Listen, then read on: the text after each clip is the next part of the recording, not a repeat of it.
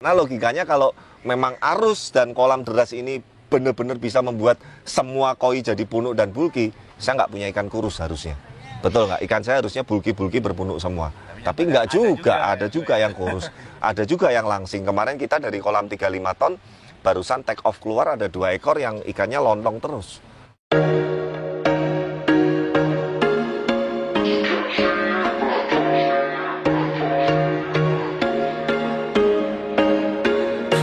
Once a day that I would pray for you. I'd go and misbehave just so you'd notice too. Sneaking looks up and down from across the room.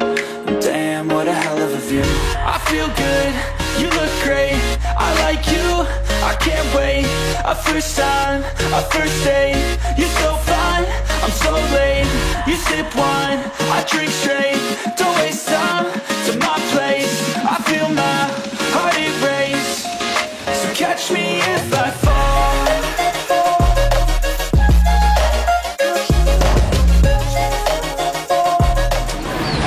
Oke, halo, ketemu lagi. Nah, kali ini kita mau mereview dan membahas salah satu poin yang mungkin ini sebetulnya yang paling banyak ditanyakan oleh para koi lovers. Nah, kebetulan saya nemu pertanyaan yang berhubungan dengan apa yang nanti kita akan bahas. Nah, jadi supaya fokus kali ini Q&A-nya kita akan bahas satu pertanyaan yang sangat bagus sekali, dan ini nanti akan ada hubungannya kelanjutannya dengan apa yang saya akan mau sharingkan atau edukasikan. Seperti itu.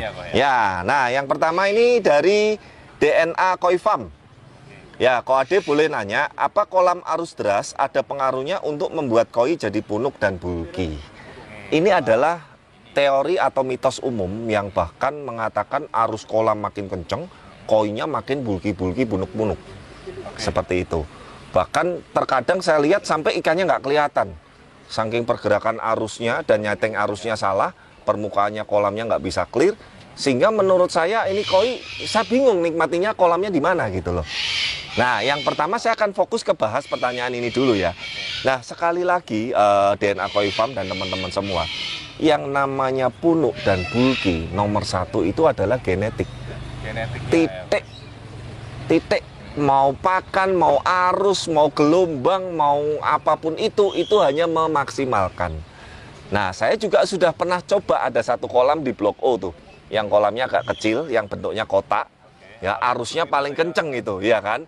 Harapan saya juga tadinya untuk membuat ikan supaya berpunuk dan bulky. Nyatanya ada yang kurus tetap, gitu loh, malah ikannya nggak bisa saya lihat gitu loh. Akhirnya arusnya sempat saya kecilin, pompanya saya ganti lebih kecil, dan arusnya saya bikin lebih soft, saya bisa nikmatin ikannya.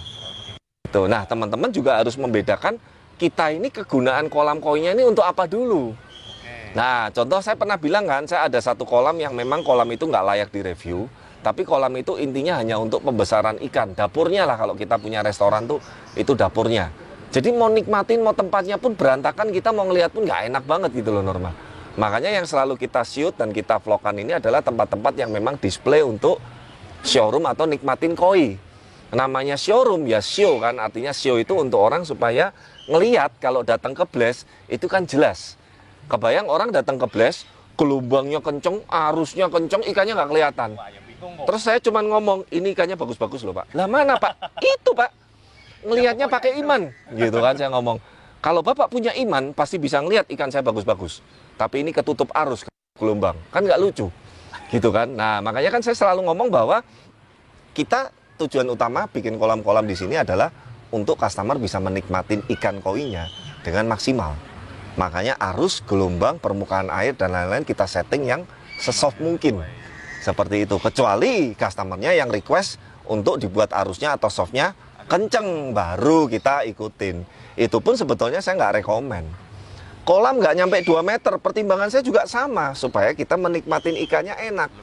Masa udah punya koi besar-besar, bagus-bagus, terus koinya di bawah terus? Itu kan lucu juga gitu ya. Jadi tadi intinya adalah, apa kolam arus deras ada pengaruhnya untuk membuat koi jadi punuk dan bulky? Pengalaman saya nggak terlalu pengaruh. Yang berpengaruh adalah genetik atau bahan ikannya. Malah saya lebih rekomen daripada dikasih arus atau ibaratnya kolam arus deras atau arus ini, mendingan kasih pakannya yang bagus, yang proteinnya tinggi. Itu lebih make sense untuk membuat koi lebih bulky dan lebih berpunuk. Misalkan nih sama-sama bahannya nggak terlalu bagus, dikasih arus kenceng di kolam dengan dikasih pakan yang bagus, proteinnya tinggi, hasilnya akan lebih bagus yang pakan protein tinggi. Ya, seperti itu. Ya, oke. DNA Koi Farm semoga tadi menjawab, dan mohon maaf kalau mungkin ada yang nggak setuju pun, itu berdasarkan dari pengalaman yang saya lakukan sendiri gitu. Karena logikanya kalau memang arus dan kolam deras ini benar-benar bisa membuat semua koi jadi punuk dan bulky, saya nggak punya ikan kurus harusnya. Betul nggak? Ikan saya harusnya bulky-bulky berpunuk semua. Tapi nggak juga, ada juga yang kurus. Ada juga yang langsing. Kemarin kita dari kolam 35 ton, barusan take off keluar ada 2 ekor yang ikannya lontong terus. Padahal ikan import itu. Ya udah, itu mau nggak mau kan seperti itu. Nah, apa yang nanti dibahas, kalau ditanyakan oleh DNA Koi Farm ini akan kita bahas lanjut di video dan jenis apa ini ikannya yang kita review. Yuk, kita saksikan biar teman-teman nggak penasaran ya. Oke. Halo teman-teman, jika ingin mendapatkan burung kesayangan bisa hubungin di Blessbird Center Semarang, Yogyakarta, Madura, Mojokerto, Kendal. dan terima kasih. terima kasih. Nah, oke, ini tadi yang saya bilang. Nah, mungkin yang dimaksud oleh DNA Koi dan teman-teman inilah ikan bulky berpunuk ini seperti ini. Nah, memang ini sudah ikannya Norma. Bukan saya keepingnya master, bukan saya keepingnya jago, atau saya punya resep rahasia khusus, enggak. Memang ikan ini dari awal 30 BU, nanti saya akan cari foto video lamanya. Sampai ini sekarang posisi sudah 45 cm up, 45 mau naik ke 50 BU. Dia dari awal datang sudah bulky berpunuk. Dari kecil pun udah. Dari kecil sudah kelihatan. Nanti kayaknya saya punya masihan video foto awalnya ya. Nanti teman-teman dikasih gambaran. Nah, yuk kita bahas ciri-cirinya. Yang pertama selalu kita cari bentuk kepala ini yang pepeknya ini atau yang bentuknya ini yang tebel. Nah, kalau istilah orang seperti Mas Oin bilang tuh baby face gitu ya. Nah, dia makin lebar makin bulat itu makin asik. Nah, yang kedua ham atau punuknya ini, jitai punuknya ini jenongnya ini. Nah, ini cari yang semakin tebal dan semakin tinggi. Tuh, ini kalau dari samping ngeri banget nih, tuh kan. Ya, ini pada kondisi puasa nih kalau dari samping nih. Tuh. Nih, kamu shootnya dari samping nih, tak pepetin gini. Tuh. Wah, ngeri kalau ini. Ya kan? Nah, ini sudah bawaan ikan. Bukan saya yang sakti terus bisa membuat semua ikan jadi begini, enggak gitu loh. Atau pakan merek ini bisa bikin ikan bulky berpunuk, enggak juga gitu loh. Nah, yang kedua adalah bahu atau yang di belakang punggul ini juga cari yang tebel nih. Nih. Itu bisa dilihat dari kecil pun udah. Dari kecil udah kelihatan. Nah, terakhir adalah pangkal ekor ini yang tebel juga. Nah, itu udah ciri-ciri utama untuk kita memilih anatomi yang bagus. Ini bukan bocor ya, ini bekas gigitan kutu jarum. Lukanya masih ada, nanti sekalian sebelum masuk kita bersihin. Nah, sekalian sedikit edukasi teman-teman, memang kutu jarum ini sesuatu yang menjengkelkan, tapi tidak mematikan. Dan memang kabar buruknya nggak bisa cuma dikasih dimilin, harus dicabut atau dikuek. Ya, kalau enggak dia nggak bisa lepas. Mati tapi nggak bisa lepas kalau dijemilin. Makanya harus dikuek dulu sampai lukanya atau dia sedikit terkelupas nggak apa-apa, tapi nanti dia akan sembuh dan kita treatment di milim di satu kolam itu nanti tuntas. Itu, dan biasanya memang kolam-kolam dengan cuaca-cuaca yang seperti ini outdoor itu kutu jarum itu hal yang wajar. Jangan dibawa stres gitu loh, santai aja. Ini pun juga saya juga lihat, waduh kok kenapa ada kutu jarumnya kemarin di karantina padahal bersih gitu ya, tapi ini sudah tinggal sedikit atau masih ada 2 nih yang ada nih. Bekasnya ya, aja. Betul, bekasnya. Ini masih ada 1 yang masih nyangkut nih, kita nanti mesti potong. Nah, balik lagi memang intinya anatomi atau stud body atau body shape itu sudah bawaan genetik ikan. Ya, bukan karena faktor arus, bukan karena faktor pakan dan lain-lain. Memang kalau genetiknya bagus, ditambah arus, ditambah pakan yang bagus, hasilnya makin mantap. Tapi nomor 1 tetap bahan atau genetik ikannya. Nah, ini adalah Sorakoi Ginrin farm lokal, jantan fix. Ya, jantan fix ini kuasar sekali udahan. Ukuran 45 BU dan ready show ini. Ikannya sebetulnya ready untuk show nih, lihat nih. Ukurinya. Ya, Ginrinnya juga strong banget. Nanti foto video jelasnya Norma bisa tampilin biar teman-teman ngelihat cara kriteria memilih ikan Ginrin satu warna. Dan ini lokal 45 BU, kita akan masukin ke kolam 35 ton. Mantap ya, sebelumnya nanti sekalian kita bersihin kutunya dulu. Ya, oke, yuk kita pindahin ya. Nah, oke, seperti biasa dibilas PK. Tadi yang bekas dikuek kutu jarumnya, sekalian biar steril. Terus kita masukin ke kolam. Oh, gila tuh punuknya. Cus. Tuh, lihat ya. Nanti ada soragoi lama yang import. Semoga nanti dia bisa jejeran dan nanti Norma perhatiin bedanya.